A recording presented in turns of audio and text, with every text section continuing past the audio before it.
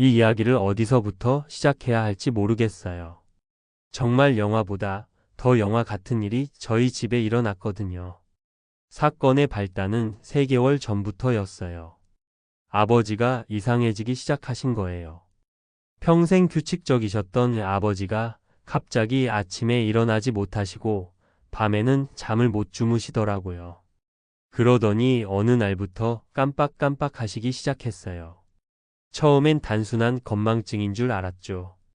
나이 드시면 그럴 수도 있다고 생각했고요. 근데 점점 심해지더라고요. 첫 번째 사건은 2개월 전이었어요. 아버지가 새벽 3시에 전화를 하셨는데, 야, 김철수야. 내가 지금 어디 있는지 모르겠다.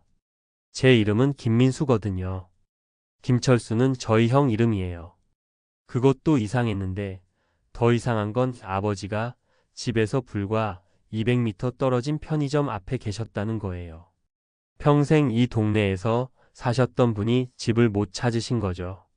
그때부터 불안하기 시작했어요. 두 번째 사건은 1달 전이었어요.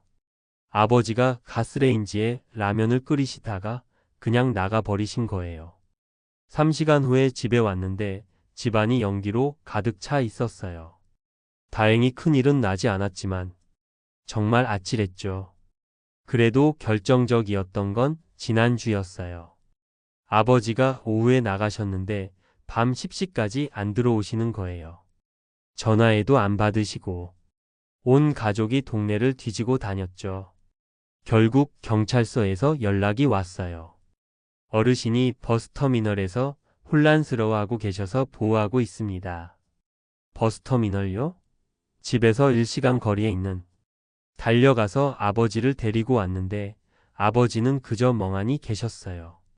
왜 거기 갔는지도 기억 못 하시고. 그날 밤 형님이랑 여동생이랑 긴급 가족 회의를 했어요. 이제 정말 한계야. 아버지 혼자 두면 위험해. 그렇다고 우리가 24시간 붙어 있을 수도 없고. 요양원 알아보자. 어쩔 수 없어. 정말 마음이 아팠어요. 하지만 안전이 최우선이잖아요. 다음 날 아버지께 조심스럽게 말씀드렸어요. 아버지, 요양원에서 좀 지내시는 게 어떨까요? 전문적으로 돌봄 받으실 수 있고. 아버지는 완강히 반대하셨어요. 절대 안 가. 나는 집에서 죽을 거야. 하지만 저희 마음도 굳어 있었어요. 더 큰 사고가 나기 전에. 동네 사람들한테 물어보니까 헤든빌 요양원이 제일 좋다고 하더라고요. 시설도 최신식이고 직원들도 친절하고. 다만 비용이 만만치 않았어요. 한 달에 200만 원. 저희 3남매가 나눠서 내기로 했어요. 한 명당 67만 원씩. 쉽지 않은 돈이었지만 아버지를 위해서라면. 요양원 상담 당일. 아버지는 끝까지 가기 싫어하셨어요. 나는 안 가. 여기서 죽을 거라고. 하지만 어쩔 수 없이 반강제로 모시고 갔죠. 헤든빌 요양원은 정말 좋아 보였어요. 깔끔하고 현대적이고. 이런 곳이라면 아버지도 편히 지내실 수 있을 것 같았죠. 원장님이 상담실로 안내해 주셨어요. 40대 중반 정도 되어 보이는 여자분이었는데 너무 친절하더라고요. 어르신 연세가 어떻게 되시나요? 78세입니다. 성함은요? 김판수입니다. 그런데 그 순간이었어요. 원장님 표정이 확 변하더라고요. 뭔가 당황하시는 것 같기도 하고 놀라시는 것 같기도 하고. 혹시 성함이 김판수라고 하셨나요? 네, 맞습니다. 원장님이 잠깐만 기다리라고 하시더니 급히 어디론가 전화를 하시더라고요. 목소리는 잘 안 들렸지만 뭔가 급한 상황 같았어요. 5분 후에 다시 오신 원장님이 물어보셨어요. 혹시 김판수 어르신이시면 이 건물 사장님 아니세요? 순간 정적이 흘렀어요. 저희 3남매는 서로 얼굴만 쳐다봤어요. 무슨 소리인지 전혀 이해가 안 됐거든요. 사장님이 누구시죠? 제가 물어봤어요.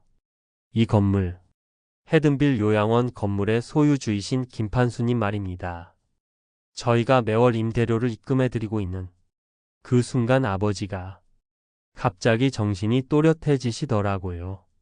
치매로 몇 달 동안 혼란스러워 하시던 그 아버지가 갑자기 맑은 눈빛으로 말씀하시는 거예요. 아, 깜빡했네. 여기가 내 건물이지. 첫 번째 충격의 순간이었어요. 저희 삼남매는 말 그대로 넋이 나간 상태였어요. 건물이 아버지 거라고요? 원장님이 설명해 주셨어요. 이 건물은 30년 전에 김판수님이 구입하셔서 요양원으로 임대를 주고 계신다고. 매월 임대료로 400만 원을 받고 계신다고. 48억짜리 건물이었어요. 저희는 그동안 아버지가 기초연금으로 근근히 사신다고 생각했거든요. 명절 때마다 용돈 드린다고 10만 원씩, 때로는 20만 원씩 드렸는데 아버지는 한 달에 400만 원씩 받고 계셨던 거예요. 아버지, 이게 정말인가요? 아버지가 웃으시더라고요. 정말 오랜만에 보는 맑은 웃음이었어요. 그럼 30년 전에 이 땅이 쌀 때 사둔 거야. 그럼 왜 지금까지 숨기셨어요?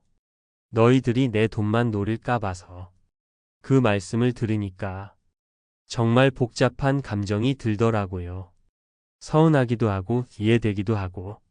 하지만 더 큰 충격은 그 다음이었어요. 집으로 돌아오는 차 안에서 아버지가 말씀하셨어요. 민수야, 내가 지금까지 내가 치매 걸렸다고 생각했지? 네. 그런데 아버지 갑자기 정신이 또렷해지셨네요. 약물 치료를 받으셔야. 아니야. 나는 처음부터 치매가 아니었어. 두 번째 충격이었어요. 네?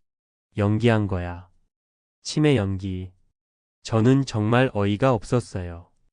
연기요? 왜요? 너희들을 테스트 해본 거야.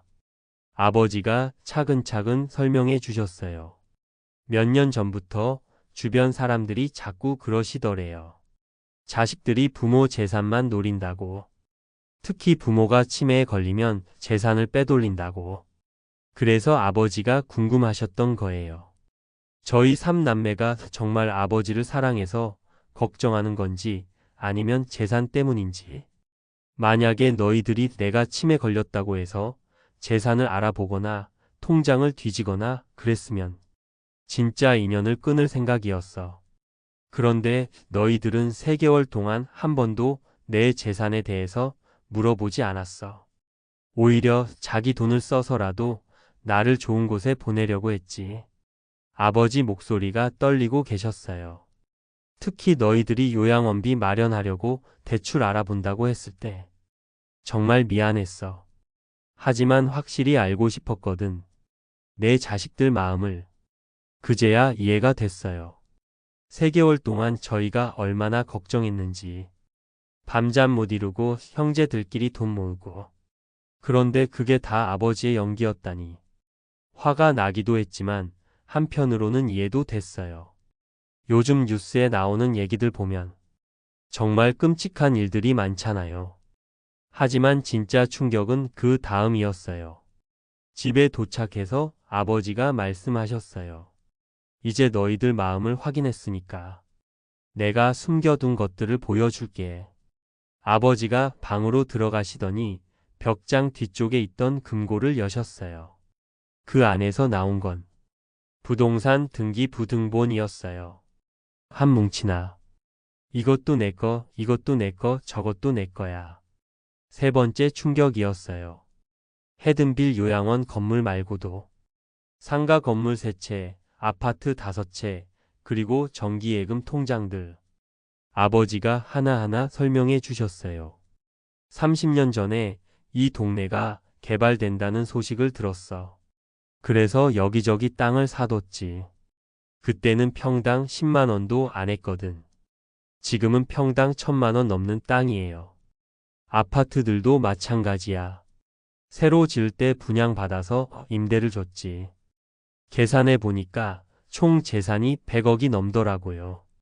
저는 그동안 월급쟁이로 살면서 전세금 마련하느라 허리가 휘어져 있었는데 아버지는 한 달에 임대 수입만 1,500만 원이 넘게 들어오고 계셨던 거예요. 아버지, 그럼 왜 그렇게 검소하게 사셨어요? 낡은 옷 입고 밥도 대충 드시고 돈이 있다고 해서 함부로 쓰면 안 되지. 그리고 너희들한테 부담 주기 싫었어. 정말 복잡한 심정이었어요. 그런데 아버지가 더 충격적인 말씀을 하셨어요. 사실 내가 이렇게 재산을 모은 이유가 있어. 무슨 이유요? 너희 엄마가 돌아가시기 전에 한 말이 있거든. 어머니는 10년 전에 돌아가셨어요. 갑작스러운 사고였죠. 내 엄마가 마지막에 그랬어. 자식들이 나중에 고생하지 않게 해달라고. 특히 내가 어렸을 때부터 공부를 못해서 걱정이 많았거든. 저는 정말 공부를 못했어요. 고등학교도 겨우 졸업했고. 그래서 내가 30년 동안 열심히 모은 거야. 너희들이 언젠가 힘들 때 도와줄 수 있게. 아버지 목소리가 또 떨리셨어요. 그런데 너희들이 다 크고 나니까 언제 줘야 할지 모르겠더라고. 그냥 주면 게을러질 것 같고.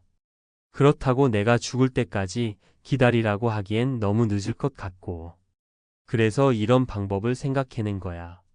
너희들이 정말 날 사랑하는지 확인하고. 맞다면 그때 다 줄 생각이었어. 네 번째 충격이었어요. 아버지가 갑자기 서류를 꺼내시더라고요. 부동산 소유권 이전 서류들이었어요. 이미 다 준비해뒀어. 너희 3남매 앞으로. 아버지, 단 조건이 있어. 네? 앞으로도 가끔은 내가 치매 걸린 척 연기할 테니까. 그때도 너희들은 지금처럼 나를 걱정해줘. 그리고 일주일에 한 번씩은 꼭 안부 전화해. 알았지? 그 순간 저는 정말 울컥했어요. 아버지가 제일 무서워하셨던 건 치매가 아니라 자식들이 아버지를 잊고 사는 거였던 거예요. 그리고 내가 진짜 치매에 걸렸을 때도 이렇게 돌봐달라. 마지막 반전이었어요. 그 이후로 6개월이 지났어요. 저희 집안은 하루아침에 100억 부자가 됐습니다. 형님은 회사를 그만두고 부동산 사업을 시작하셨고, 여동생은 꿈꾸던 카페를 열었어요.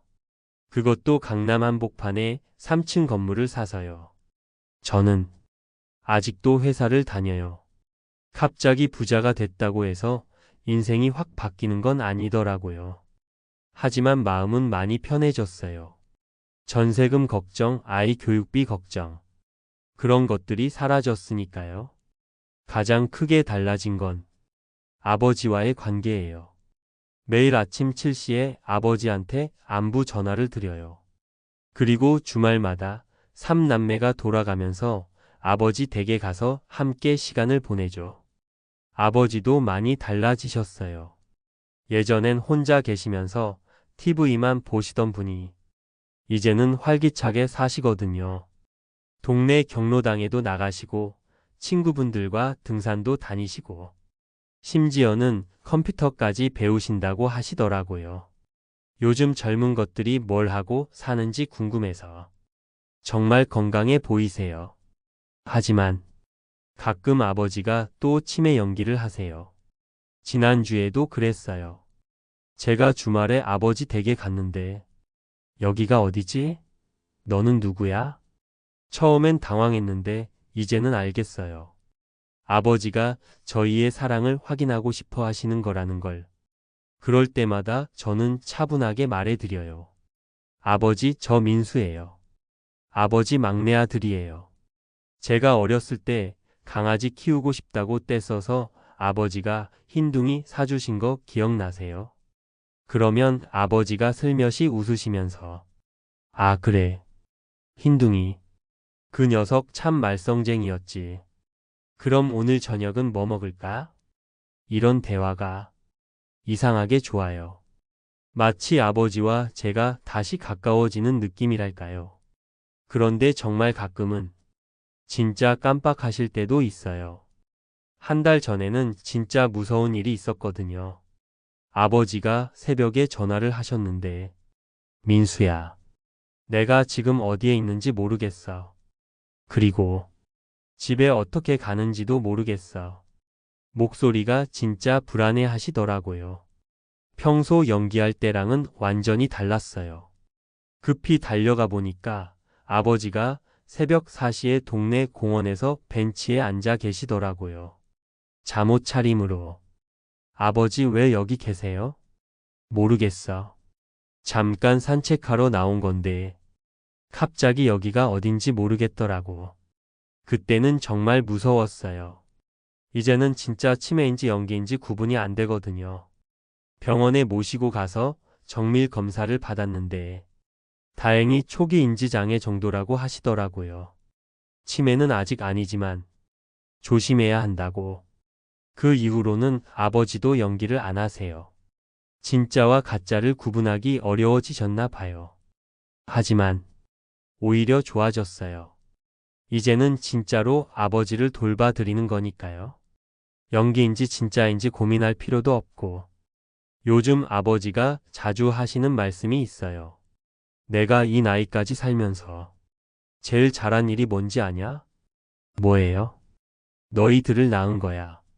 그리고 너희들이 진짜 착한 아이들로 자란 거. 이런 말씀을 들을 때마다 정말 뭉클해요. 아버지가 100억을 모으신 것도 대단하지만 저희를 이렇게 키워주신 게 더 대단한 것 같아요. 그리고 하나 더 깨달은 게 있어요. 아버지의 치매 연기가 사실은 저희에게 정말 소중한 시간을 선물해 준 거라는 걸요. 만약에 아버지가 그냥 내가 돈 많다, 너희들 줄게라고 하셨다면 저희가 이렇게까지 아버지를 생각했을까요? 아마 돈만 받고 각자 바쁜 일상에 쫓겨서 예전처럼 명절에만 얼굴 보고 그랬을지도 몰라요.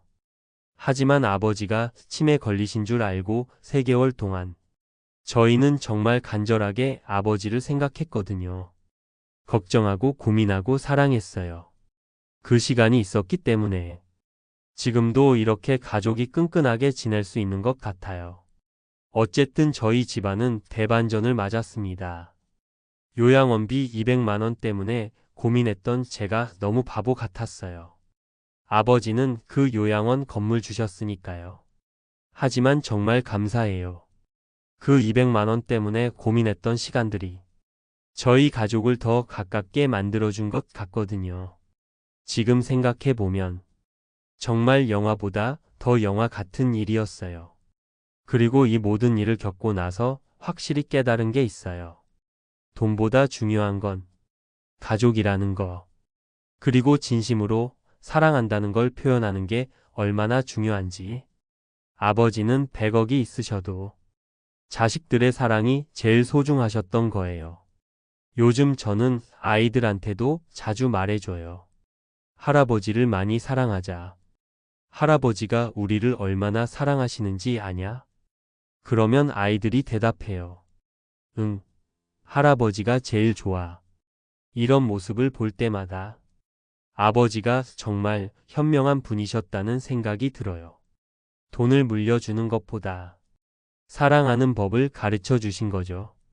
앞으로 아버지가 정말 치매에 걸리셔도 저희는 끝까지 함께 할 거예요. 돈 때문이 아니라 정말 사랑해서요. 그게 아버지가 저희에게 주신 가장 큰 선물이고 저희가 아버지께 드릴 수 있는 최고의 보답이 아닐까 싶어요. 마지막으로 하고 싶은 말이 있어요. 혹시 이 글을 읽으시는 분들 중에 부모님과 소원해진 분이 계시다면 오늘 당장 전화 드리세요. 그리고 사랑한다고 말씀드리세요. 돈이 있고 없고는 중요하지 않아요. 진심으로 사랑한다는 마음. 그게 제일 소중한 거니까요. 저희 아버지처럼 연기까지 하시면서 확인하고 싶어 하실 만큼 말이에요. 영상을 끝까지 시청해 주셔서 감사합니다. 정말 충격적이고 감동적인 이야기였죠? 이런 대반전 실화 이야기들이 더 보고 싶으시다면 꼭 구독 버튼을 눌러주세요. 그리고 이 영상이 여러분의 마음을 울렸다면 좋아요 한 번만 눌러주세요. 구독자님들께만 특별히 공개되는 더욱 충격적인 사연들이 기다리고 있어요. 실제로 구독하신 분들 중에서 복권 당첨되신 분들이 정말 많으세요. 좋아요 누르신 분들은 가족과의 관계가 더 좋아졌다는 후기도 계속 들어오고 있고요. 우연의 일치일까요? 아니면 정말 행운의 파워일까요? 지금 당장 구독과 좋아요 누르고 여러분에게도 이런 기적 같은 일이 일어날지 확인해 보세요. 댓글로 우리 가족도 사랑해요 라고 남겨주시면 더욱 특별한 행운이 찾아갈 거예요. 다음 영상에서 더욱 놀라운 이야기로 만나요.